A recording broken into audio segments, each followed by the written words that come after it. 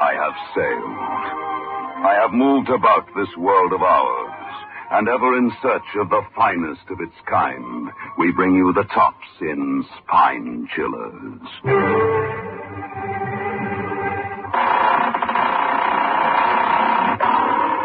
The Creaking Door.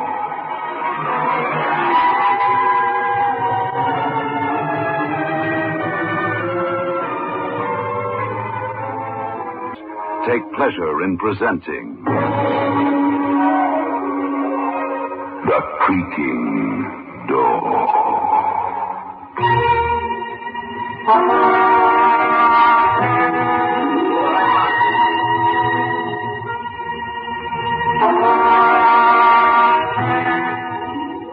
Good evening, friends of The Creaking Door.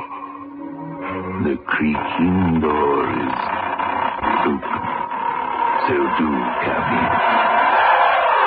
Feeling the chill of these winter's evenings?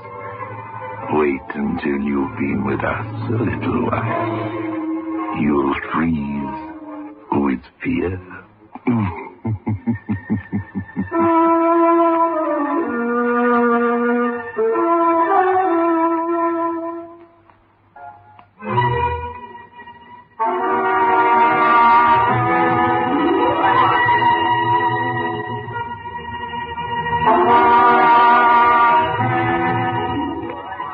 Cemetery caretaker and the ashen-faced, trembling young man make an odd pair as they stand by an open grave under the pale moon. In the grave itself is a coffin. The lid has been prized open, and inside the corpse of a middle-aged man. The caretaker warns, "Oh, I've heard about blokes like you. Read about grave robbers. But never thought I'd come across one. Here, I've sent for the cops, young man. Don't you try no rough stuff. I'm a match for you any day." But you don't understand. Hey. I tried to save his life, and now it's too late. Hey, don't you give me that. This fellow was given a decent Christian burial. You desecrated... Desecrated, you say? Isn't it desecration to bury a man while he's still alive? Hey, what you talking about? You don't think people go around being buried alive these days, do you? I don't know what to make of you. I watched you this afternoon. I thought you looked a bit peculiar. Wondering what you was doing at a pauper's burial. You shouldn't have had a pauper's burial. You shouldn't have been buried at all. I could have saved you. You better think up a good story. Something told me that you was up to no good. No, don't you try no rough stuff. I've already warned you. I watched you. The police are on their way. Breaking open a coffin like that, I knew you was up to something, but I never thought... It's because I let him get buried alive, and I was ashamed. Let him get buried alive for a measly £50. Now he's dead. Hey, you come out of a loony bin or something. Now that I've had a better look at you, you don't look like no grave robber. I'm not... Listen. What's he to you, this fellow we buried today, eh? Nothing. Except I'm responsible for his death. I touched him. He's cold. Cold as... Dead? He's only been in the ground a few hours. They don't stay cold like that. Sometimes we get an exhumation order. We have to dig him up, see? You'd be surprised how warm they get. He is dead, isn't he? I mean, I brought this piece of mirror with me. There's no breath. Look. I don't have to look. He's been in the municipal morgue for 2 days. He's given a pauper's burial. Now then, what's it all about, young man? I want to go home. He was dead all right when they buried him. But not when the ambulance took him to the morgue. You see, I know. You know? Oh, is he a relative of yours? I never knew he existed until 2 days ago. I've been tramping the streets looking for work. I didn't want to go home. If you could call that one-room bedsitter Lil and I occupy a home. It was still ringing in my ears, the things she shouted at me as I left them. I've come to the end of my tether. I've pawned everything. Look, even the wedding ring you slipped on my finger in the church. What did he say? And all thy worldly goods. Huh. That's a laugh. You were going to share all your worldly goods, were you?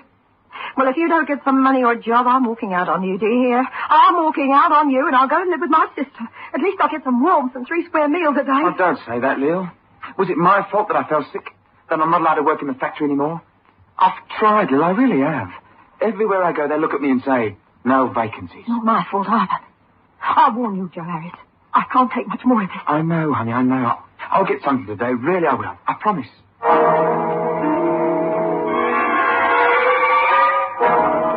It was a promise I couldn't keep.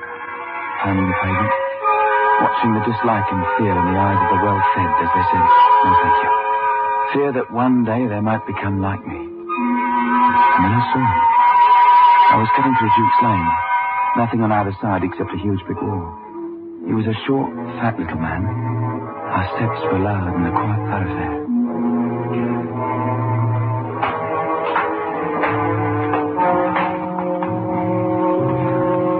What are you stopping for? Do you think I'm a cushion? That I'm a gangster or something? I suppose I look like something that crawled out of a piece of cheese. Governor, you all right? It can't be. He's gone out. Don't seem to be any breathing. I wonder who he is. Let's see. He must have something in his pocket. Holy. Blimey. All this money, but must be 50 quid here at least. Poor swine. What good is his money now? I better call a cop. If you don't get some money or a job, I'm walking out on you, do you hear? I'm walking out. There's nothing anybody can do for this poor swine. I'll find him soon enough. What does the guard do in a case like this? Beat it, you fool. Beat it with the first decent money you've had in months. Somebody will find him. Run.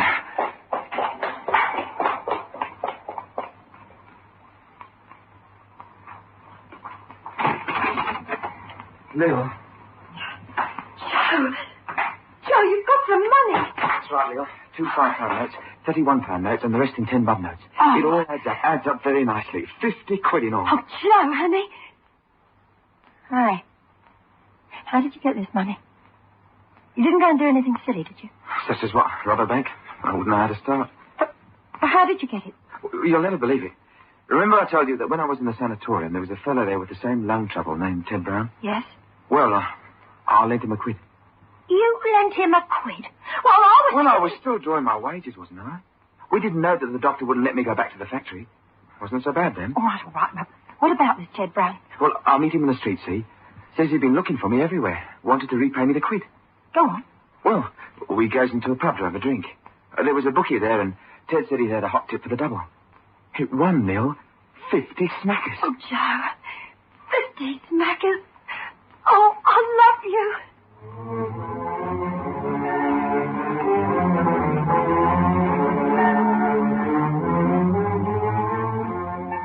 Lil went to get some groceries and a couple of bottles of beer. I sat on the bed and had a further look at the wallet. Having taken the money out, I thought it would be empty.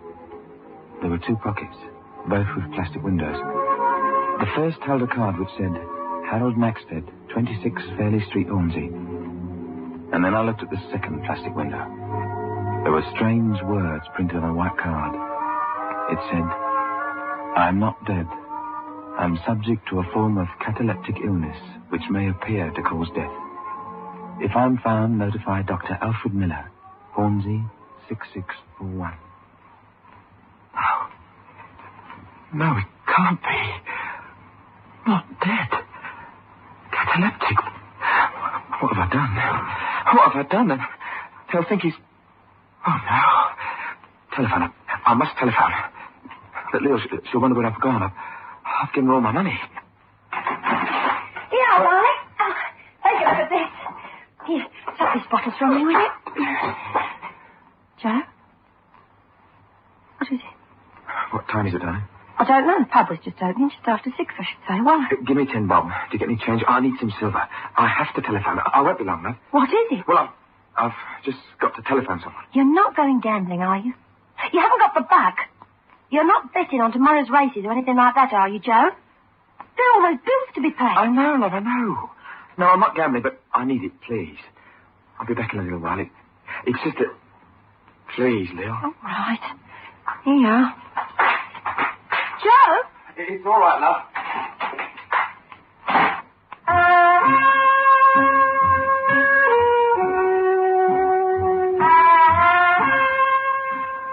Would I be too late with the phone call? Would they bury this poor guy Maxted, not knowing he was a cataleptic, thinking he was dead?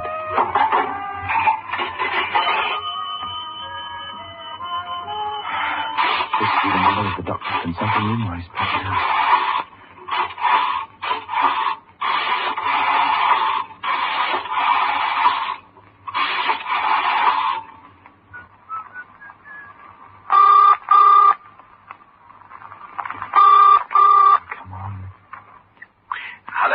Can I speak to Dr. Miller, please?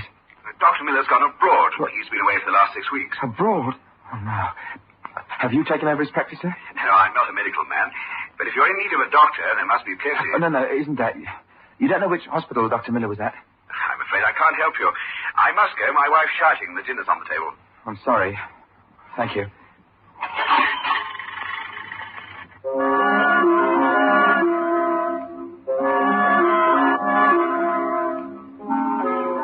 And then another thought seared my brain. A hole in the ground. A long wooden box and the man being buried. Being buried alive. And a shovel. Heaping earth on the wooden boards. Maxted. There must be a Maxted in the telephone directory.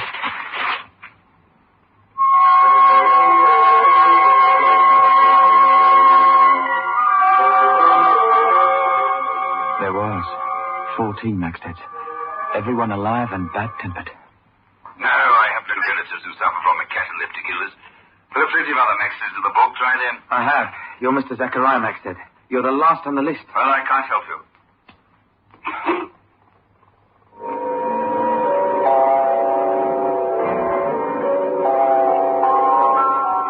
What now? Do I go along to the police and say, look, I stole a man's wallet. Somebody might be shoving him in 6 foot of earth. What do I do? I decided to sleep on it.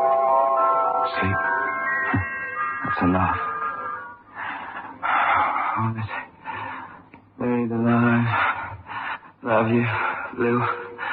Love you. Please. Pinching white. They're putting me in a wooden box.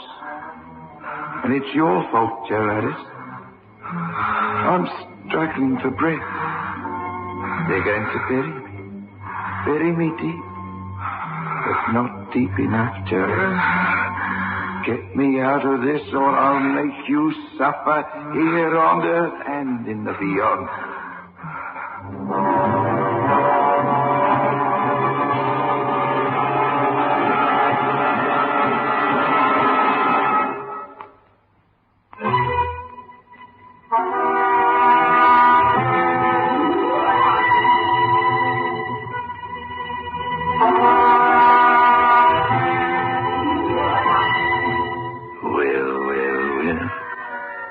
Joe Harris had better do something about it pretty soon. Otherwise, the poor, unfortunate cataleptic gentleman will be stiff with cold.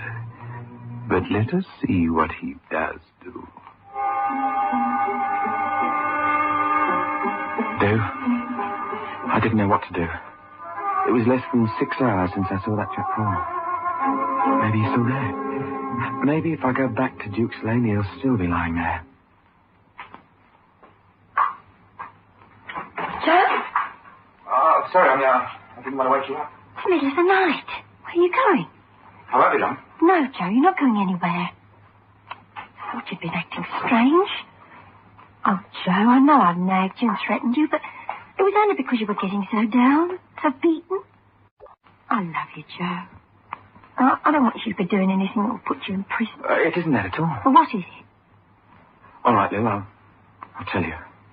And then you'll see why I have to go.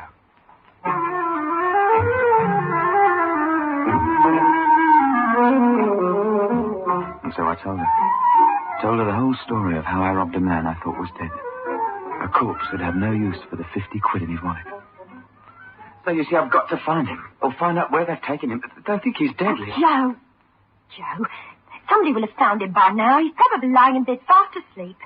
People who have these sort of fits soon recover. No, they don't. After I'd found all the Maxters I could, I went into the Hornsby Library and I looked it up. Unless they get assistance, they can stay that way for days. By then, they'll bury him. And you know what that makes me?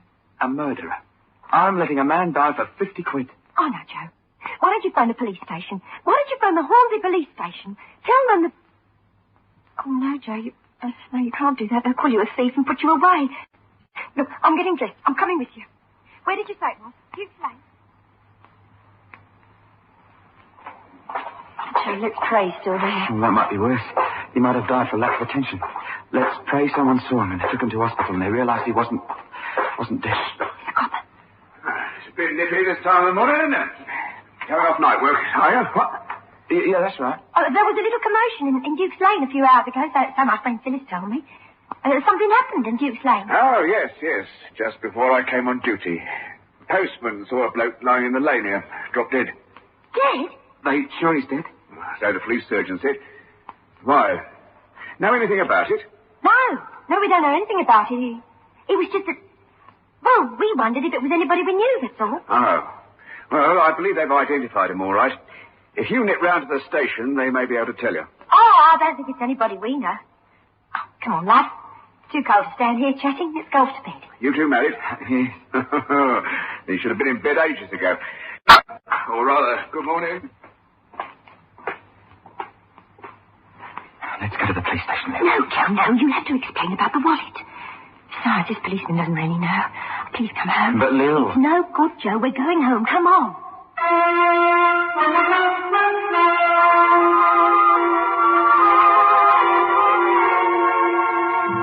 Some more coffee, Joe. No, thanks. Look, it's no good. We've got to go to the police. We're committing murder. It's 2 days now. I didn't sleep a wink all night last night. Kept having nightmares. Hearing Maxted's voice pounding my brain. Telling me to save him before it's too late.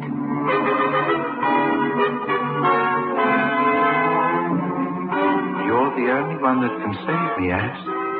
They're burying me this afternoon. They're putting me in a coffin and they're going to cover me with earth. If you allow this to happen to me, you're a murderer, Joe Alice. A murderer, do you hear? You'll be punished. Punished.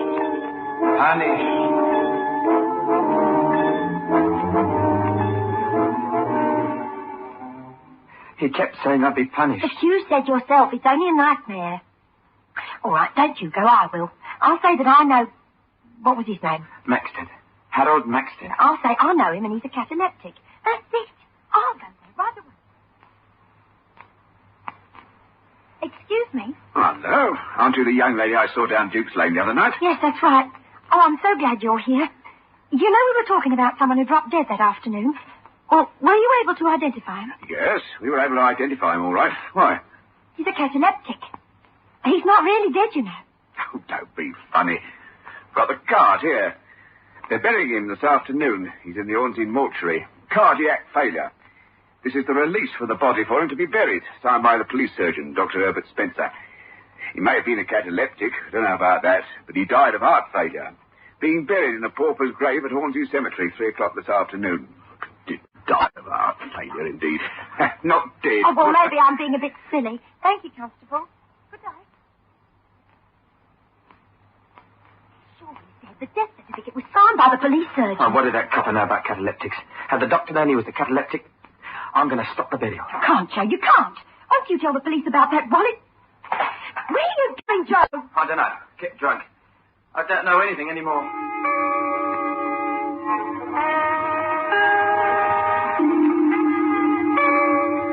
Even my glass of beer went sour in my mouth. I bought it with blood money. The blood of Harold Maxted. I left the pub and walked. So they were burying him in a pauper's grave, were they? I didn't ask my feet to move towards the cemetery. It seemed as though they didn't belong to me. They were burying him as I got there. A minister, a grave digger, and an old man.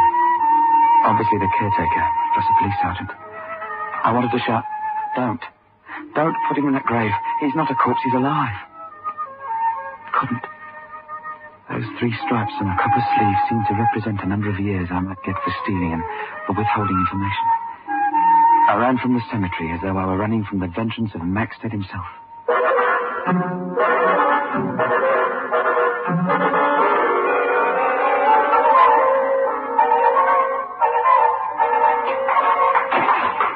Hello, Joe. They buried him, Miller. I saw them do it. A cheap wooden coffin. Or maybe it's a good thing the coffin was a cheap one. Maybe the death watch beaker got it. Maybe there are holes in it. Maybe the poor swan will be able to breathe. 50 measly nicker, 50 rotten pounds, and I've turned myself into a murderer. But you, Lila, they'll nab you too. They'll say you were part of the conspiracy. What have I done to you? What have I done to us? Nothing, Joe. All right, so you pinched his wallet when we were both starving. No one can have you up for murder. It's beside the point now, isn't it, Lil? He's down there struggling for breath, isn't he? He won't be struggling for long. I don't know anything about cataleptics, but you can't be nailed inside a coffin underneath 6 foot of earth for long. Look out the window, Lily. It's got dark already. It's winter, Joe. I know the grave, Lil. I'm going back. Joe. You're not going to stop me, Lil. I'm going back and I'm going to get him out of that grave. Please, Lil, I've got to. I'll come with you. Oh, no, I couldn't bear that. I've got to do this on my own. Suppose he's too heavy for you. You're not strong, Joe. It's a pauper's grave, Lil. They didn't take much trouble with him. Why, a pauper? There's all that money in his wallet. That makes it worse, doesn't it? Maybe they couldn't raise his relatives. What with his doctor gone away and everything. Here, Lil, get me that hammer out of the drawer. It's got that thing at the end for taking nails out, and that piece of mirror. All right.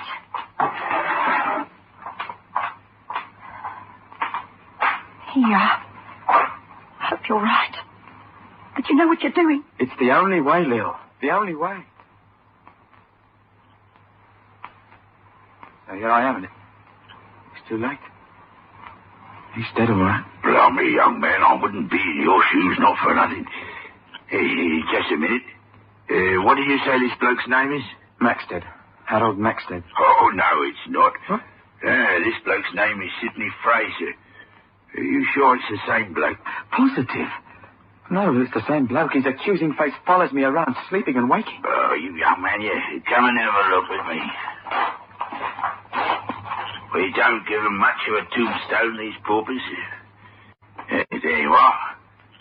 Sidney Fraser. Born February the 6th, 1920. Died December 4th, 1967. Well, I've told you everything. They've given him the wrong name. You better tell that to the police constable. Oh, I'm sorry about this, young man. I warned you. I thought it was too old to tackle you on my own. When you started opening that grave, I ran to the cemetery office and phoned the police. Oh, well, it's almost a relief in a way. Hello? What's going on here? Oh, it's you again. Your missus was in the police station this morning with some nonsense about... Digging up a grave, are you? There's something fishy going on. When I told my sergeant that your wife came in and said we were burying someone who's a cataleptic and not dead, he nearly strangled me. So I should have taken full particulars. So I ought to charge you both with causing a public nuisance. This fella, Sidney Fraser, has had our trouble for years. Huh? Sometimes an ordinary hospital had the pleasure of his company. More often than not, it was a prison hospital. Our police sergeant warned him that he hadn't got long to live. And your wife comes in with a cock and bull story about burying him alive. As if we didn't know him. Sidney Fraser. In his day, he was the finest pickpocket in Hornsey. Pickpocket? Why, only the other day we had a complaint from Mr. Maxted that someone had stolen his wallet. Bloke jostled him at a bus stop and then started running. From his description, we knew it was Sid. He picked Maxted's pocket. He wasn't a cataleptic. He was a pickpocket. Yeah. You better pull yourself together. What are you doing here, and why is this grave open? Oh, Constable, our young friend here got a bit mixed up. I opened the grave to show him he was mistaken. Then why did you ring the police saying there was a suspicious character lurking in the cemetery? Well, seems I was mistaken, that's all, Constable. In fact, we were both mistaken. Weren't we, young man? Hey. Pickpocket. Cataleptic.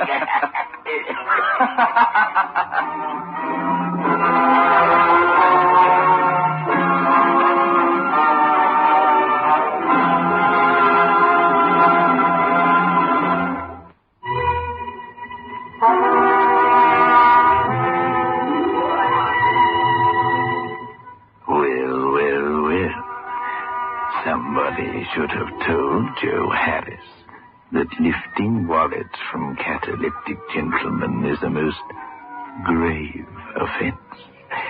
In fact, it is likely to incur a most stiff penalty.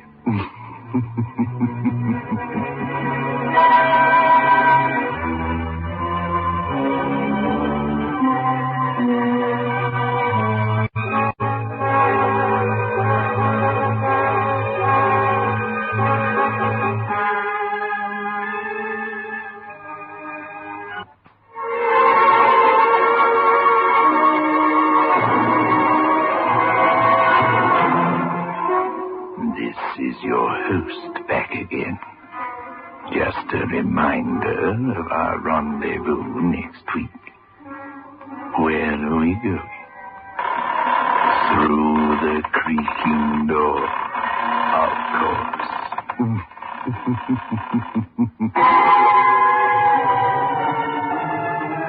Invite you to listen next Saturday at 9 o'clock, when they will again present